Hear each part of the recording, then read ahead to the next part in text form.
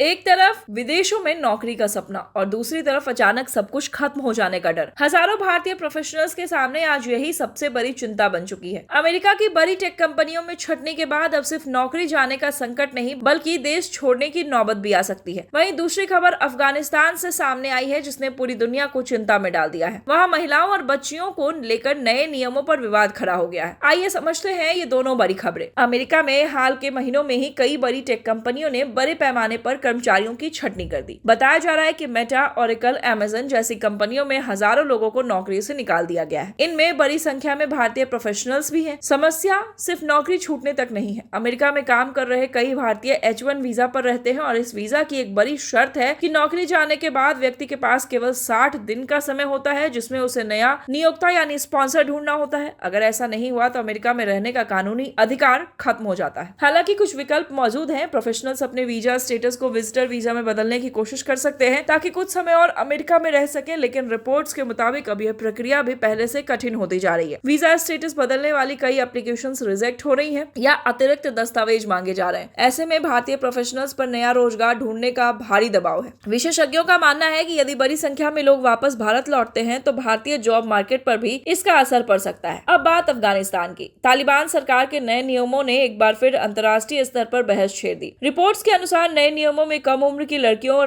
के विवाह और तलाक से जुड़े प्रावधानों को लेकर गंभीर सवाल उठाए जा रहे हैं। मानवाधिकार संगठनों और संयुक्त राष्ट्र ने चिंता जताई है कि ऐसे कदम महिलाओं और बच्चियों के अधिकारों को और सीमित कर सकते हैं। अफगानिस्तान में पहले से ही लड़कियों की शिक्षा, सार्वजनिक स्थानों पर जाने और कई सामाजिक गतिविधियों पर प्रतिबंध लगे हैं। अब नए नियमों को लेकर भी आलोचना तेज हो गई है। हालांकि तालिबान सरकार इन आरोपों को खारिज कर रही है और उनका कहना है कि ये फैसले इस्लामिक कानून के अनुरूप है। लेकिन दुनिया भर के मानवाधिकार संगठन इसे महिलाओं की स्वतंत्रता और अधिकारों के खिलाफ कदम मान रहे हैं। फिलहाल दोनों मामलों में एक बड़ा सवाल खड़ा किया है। क्या बदलती नीतियां और फैसलों का असर सबसे ज्यादा आम लोगों के जीवन पर पड़ रहा है?